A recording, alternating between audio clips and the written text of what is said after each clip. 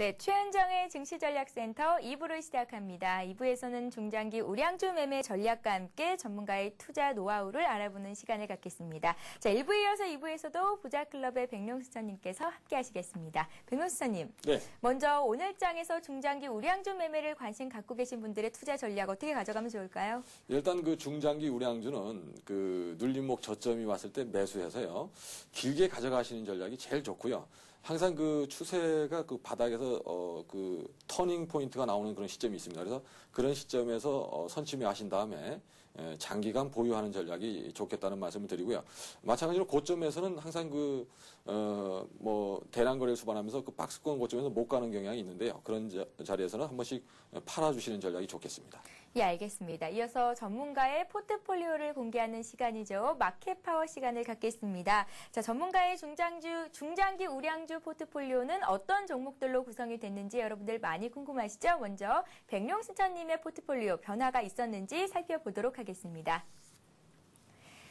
네, 백룡신천님의 포트폴리오입니다. 지난 시간까지 락앤락과 상보가 들어있었는데 오늘 재룡산업이 추가로 편입이 됐습니다. 오늘 20% 정도의 비중을 가지고 다시 들어가셨는데요. 백룡신천님, 네. 재룡산업은 좀 전에 관심 종목으로도 말씀해 주셨던 종목이잖아요. 네, 맞습니다. 네, 이 종목들 세 종목 여태까지 들고 가고 계신데 네. 흐름이 어떤지 좀 더 자세하게 좀 분석 부탁드릴게요. 예, 일단 뭐 처음에 락앤락부터 말씀을 드리겠습니다. 예. 그 락앤락은 그 밀폐용기 관련 그 시장 점유율이 60%가 넘는 그런 회사고요. 세계 시장 점유율도 7% 이상 되는 그런 회사고 올해는 또 뭐 매출이 2배 이상 늘어날 거로 그렇게 예상되는 회사인데요. 뭐 지금 현재 흐름은 박스권 고점 신고가를 나갔다가 그 횡보를 하는 그런 모습이죠. 현재 흐름은 뭐 그렇게 나쁘진 않고요. 그 에너지를 좀 뭉치고 그 횡보 후에 다시 고점 돌파를 시도할 거로 예상이 되고 있습니다. 현재 구간에서 그 보유하신 분이라면 뭐 지속적으로 보유를 해보시는 그런 전략이 좋겠다는 말씀을 드리고요. 저는 쭉 밀고 갈 그런 계획으로 있습니다. 예, 알겠습니다. 그 다음 종목은 상보였죠? 예. 예. 오늘 흐름은 어떤가요? 예, 상보는 지금 최근에 며칠 동안 쭉 밀리는 모습이 나오고 있는데요. 아무래도 그 CNT 필름, 그 터치 패널에 들어가는 ITO 필름이 대체하는 그 CNT 필름의 그 인증이 조금 늦춰지면서 실망 매물이 나오고 있다고 보여지고요. 그렇지만 그 세계 최초로 뭔가 그 인증을 받는 그런 거기 때문에 이런 부분은 좀 시간이 걸릴 수 있다는 점을 말씀을 드리고요. 이 탄소 나노튜브를 이용한 그런 그 제품이 상용화돼서 나온다는 점에서 관심을 가질 수밖에 없는 종목인데요. 조금 다소 빠졌지만 보유를 해보자는 말씀을 드리겠습니다. 예, 마지막으로 좀 전에 말씀해 주셨던 재룡산업 오늘 1% 이상 상승하고 있네요.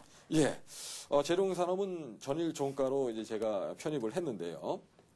현재 그 박스권 고점이 일어나면서 그 특히 재룡산업은 실적이 뒷받침이 되면서 상승 트렌드에 아주 중요한 박스권 돌파가 일어나는 그런 모습을 보여주고 있습니다. 현재 구간에서는 바로 사실 그 편입하기는 쉽지 않으신 구간인데요. 재룡산업은 좀 급등주 성격이 있다고 보시고 오늘 그 저점 전일 그 종가를 깨지 않는 흐름에서 가져가보는 그런 전략을 꼭 유지하실 것을 말씀을 드리겠습니다. 예, 백룡순천님의 포트폴리오를 확인해 봤습니다. 락앤락과 상보에 이어서 오늘은 재룡산업을 20% 정도 편입을 하셨는데 다음 시간에 또 이 종목들의 변화가 있었을지 확인해 보는 시간을 갖겠습니다. 자, 이어서 이 시각 증시 상황을 다시 한번 짚고 넘어가는 시간을 갖겠습니다. 자, 최승훈 연구원 연결해서 알아보기 전에요. 제가 백룡순천님께 질문 하나만 더 여쭤보고 갈게요. 네. 현재 주식이 세 가지가 있습니다. 종목은 세 가지가 있고 네. 비중이 80% 정도를 갖고 계신데 네. 백룡수천님은 앞으로도 계속해서 이렇게 종목은 한 세 종목 정도, 비중은 한 80% 정도를 가지고 가실 생각이신가요? 아니, 재룡산업은 지금 단기로 접근했기 때문에 예. 뭐 조금 올라오면 차익 실현 할 계획으로 있고요. 목표가로 제시해드린 한 5,500원 정도에서 차익 실현 계획으로 있습니다. 그리고 현재 구간에서는 그 전일 종가를 깨고 내려가는 흐름이 나온다면은 일단은 손절로 대응을 할 계획으로 있는데요. 항상 현금 비중을 제가 판단할 때는 한 30%에서 40% 정도는 유지를 할 계획으로 있습니다. 종목은요? 종목은 한 두 종목에서 세 종목으로 아주 짧게 가져갈 계획입니다. 예, 알겠습니다. 자, 이어서 이 시각 증시 상황을 알아보도록 하겠습니다. 이번에는 신한금융투자의 최승훈 연구원을 연결해 봅니다. 안녕하세요. 예, 안녕하십니까. 예, 코스피 코스닥 모두 오르고 있습니다. 코스피 지수는 상승 반전한 이후에 소폭 다시 오름세를 늘리고 있는데요. 이 시각 시장 상황 어떻게 보십니까? 예, 전일 대량 매수세에 이어서 금일도 외국인의 매수세가 유입이 되고 기관 역시 외국인의 선물 매도 때문에 프로그램 매도는 출회가 되고 있지만 소폭 매수세를 유지를 하면서 시장의 수급은 긍정적인 흐름을 보이고 있습니다. 그리고 최근 외국인의 매수를 유발하는 요인으로 이제 중국과 유럽 등에서 이제 글로벌 리스크 완화 그리고 미국의 저금리 통화 완화 정책 유지로 이제 글로벌 유동성의 축소 우려가 어느 정도 불식됐기 때문이라 외국인은 추가 매수세의 유입이 좀 기대되는 상황이고요. 거기에 중국 증시도 3천선을 회복을 하면서 긍정적인 흐름을 보이고 있어서 국내 시장도 1,700선에 대한 시도는 좀 이어지고 있습니다. 종목 업종별로는 외국인의 수급이 양호한 IT주는 지속 강세를 보이고 있고 LED 관련주들도 정부의 활성화 정책의 수혜 기대감으로 강세를 보이고 있습니다. 그렇지만 현대중공업의 수주 취소로 인해서 조선주는 약세를 보이고 있는데요. 그러나 이번 취소건으로 조선주의 향후 전망을 확대 해석하기는 좀 무리가 있어 보여서 이들 업종에 대해서는 지속적인 좀 관심이 필요해 보입니다. 그리고 코스닥은 그간 급등세를 보이던 조선선제들을 필두로 종목의 하한가를 기록을 하면서 그간 이유 없는 상승세를 보인 종목군에는 좀 주의가 필요해 보이는 시기라 생각됩니다. 예, 1,700선 시도를 할 것이다라는 말씀을 주셨는데요. 그렇게 올라감에 따라서 이제 펀드 환매 자금도 출회가 되고 있습니다. 증시에는 어떤 부담이 없을까요? 예, 일단 외국인의 매수세 유입으로 인해서 국내 시장은 급락보다는 종목별로 쉬어가는 모습을 보이면서 지수는 1,700선에 대한 시도는 좀 이어질 것으로 생각이 됩니다. 그렇지만 국내 시장의 모멘텀 부족 그리고 말씀드린 다시 펀드 환매세가 1,700대에서는 좀 나올 수 있고요. 또한 외국인의 편중된 수급 때문에 국내 증시 장중 방향성은 중국 증시를 그대로 따라갈 가능성이 오후장에도 있어 보입니다. 그래서 중국 증시의 흐름은 오후 증시에도 좀 꼼꼼히 체크할 필요가 있어 보이고요. 전반적으로 봐서는 호재는 노출된 상황에서 돌발 악재와 또 외국인의 편중된 수급 구조는 불안 요인으로 보여져서 1,700선 근처에서는 좀 일부 현금화하는 전략도 좀 필요해 보이는 시기입니다. 그리고 조선 선제를 필두로 상한가 행진을 마감을 함으로써 오후 시장을 비롯해서 향후 시장에서는 그간 급등세를 보인 종목군에 대한 투자는 좀 주의가 필요해 보이고요. 또한 지금 시장의 매수 주체인 외국인과 기관 매수 종목군으로 시장은 차별화될 가능성이 크고 본격적으로 실적에 좀 관심을 가질 시기라 판단이 돼서 향후 실적 개선 업종군으로 좀 종목을 집중시킬 필요가 있어 보이고 외국인과 기관의 수급이 양호한 IT, 자동차, 조선 등 업종에서는 일단 오후장에서도 단기 매매가 가능해 보입니다. 예, 오늘장, 오후장에서는 급등 종목들은 일단은 좀 지양을 하시고 실적이 우량한 종목들 그리고 외국인들의 수급이 양호한 종목들 위주로 투자 전략을 세워보라는 말씀 주셨습니다. 지금까지 신한금융투자의 최승훈 연구원이었습니다. 고맙습니다. 네, 감사합니다. 예, 고맙습니다. 자, 다음 코너는 성공적인 투자의 지름길, 전문가의 투자 노하우를 알아보는 시간입니다. 반드시 이기는 투자법 시간을 이어갑니다.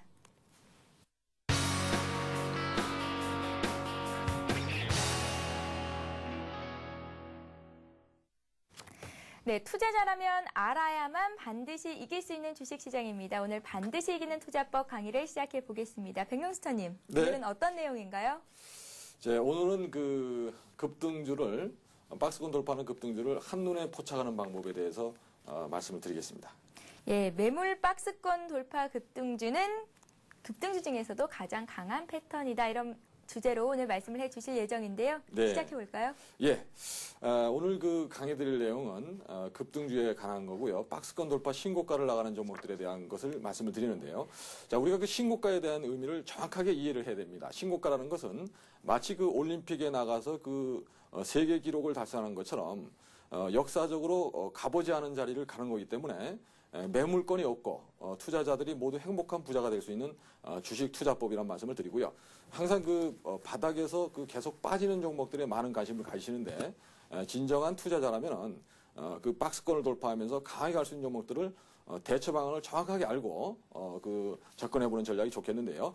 자, 예를 들어서 제가 시지푸스의 신화를 말씀을 드리겠습니다. 그리스 로마 신화에서 시지푸스라는 그런 인물이 있는데요.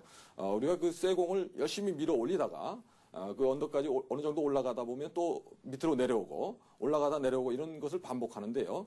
그런 반복을 넘어서면은 하지 않게 되는 거죠. 마치 그 신고가라는 것도 박스권을 강하게 돌파하면서 새로 시작하는 거라고 볼 수 있는데요. 그런 점에서 이 박스권 돌파 급등주를 잘 이해하실 수 있겠고요. 또한 그 제가 쉽게 말씀드려서 벼룩이론을 좀 설명을 해드리고 싶은데요. 이 벼룩이론이라는 것은 그 벼룩은 아주 작은 그 생명체지만 강하게 튀어오르는데요. 예를 들어서 한 1m 정도 오를 수 있다면 튀어오를 수 있다면 그 어떤 유리상자에 갇혀 놓으면 3cm 되는 유리상자에 갇혀 놓으면 그 자리에서 한번 튀었다가 부딪히면 아프니까 다음에는 튀어오를 때 거기를 못 뚫고 그 위에를 천장을 제거하더라도 그 높이만큼만 뛰는 현상을 볼 수 있는데요. 이것이 바로 벼룩이론입니다. 그리고 이것이 바로 박스권의 고점에 오면 매물이 쏟아지는 원리가 거기 있다는 점을 잘 기억하시고요. 제가 그 알아듣기 쉽게 기억을 하시라고 박스권을 돌파하는 흐름이 왜 중요한가, 또 그런 돌파가 났을 때 어떤 흐름이 향후 이어지는가, 이런 점을 잘 이해하시고 대응하시라고 이 말씀을 드렸고요. 자, 박스권을 돌파하는 주식들은 강한 주식입니다. 그래서 강한 주식을 사실 때는 반드시 대응 전략을 알고 접근해야 된다는 말씀을 드리고요. 이번에도 그 최근에 그 조선전제가 아주 강한 흐름을 보였었는데, 뭐 그런 종목들은 뭐 꿈의 종목이라고 볼 수 있고요. 사지면서 갈 수 있는 종목이 중요한 거겠죠. 사지지 않고 날아가는 종목들은 점사가로 가는 종목은 그 접근할 수가 없다는 말씀을 먼저 드리고요. 그렇다면 삼성 이미징이 어떤 방식으로 올라갔는지 박스권 돌파 이론을 접목해서 설명을 드리도록 하겠습니다. 예. 자, 지금 그 차트를 보면요.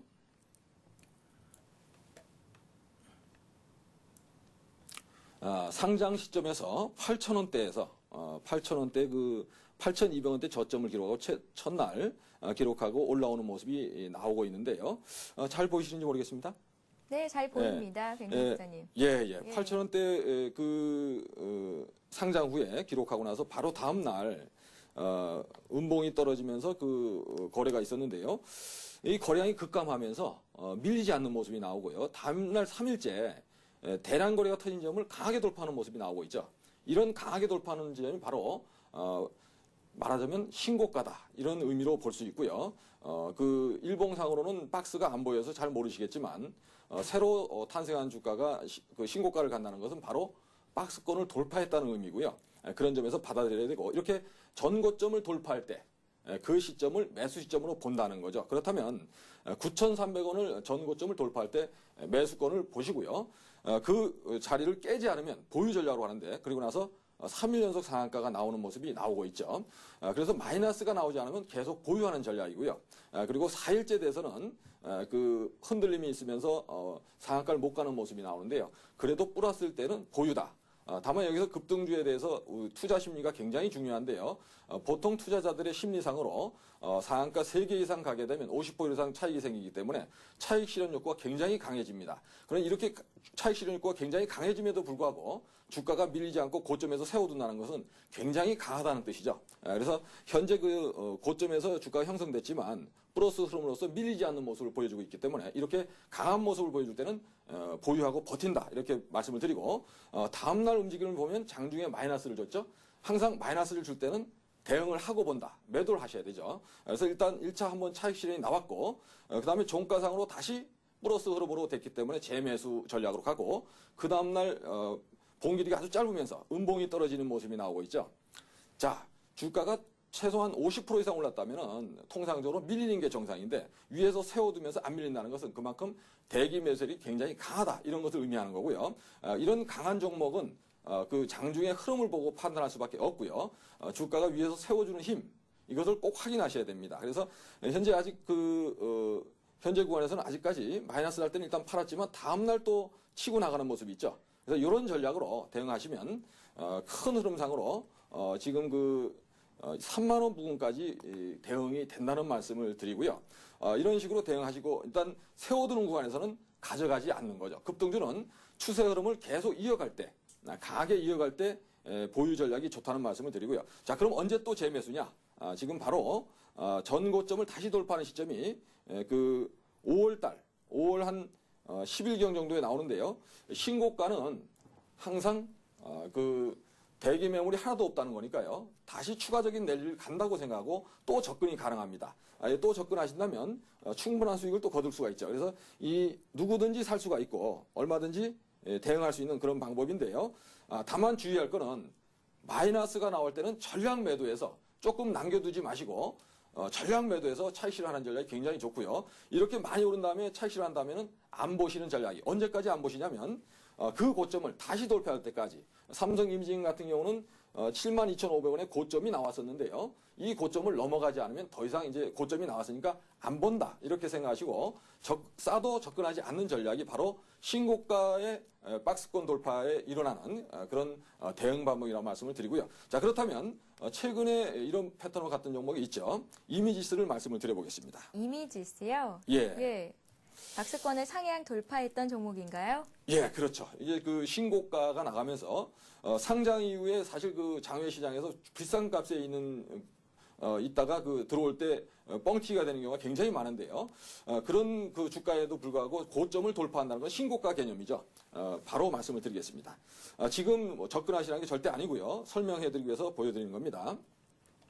자, 일단 그 역시 그 삼성이미징처럼 상장 이후에 첫 상한가 나오면서 다음 날 역시 대량 거래가 터지면서 상한가까지 갔다가 밀리면서 마이너스가 안 나오는 모습이 나오고 있고요.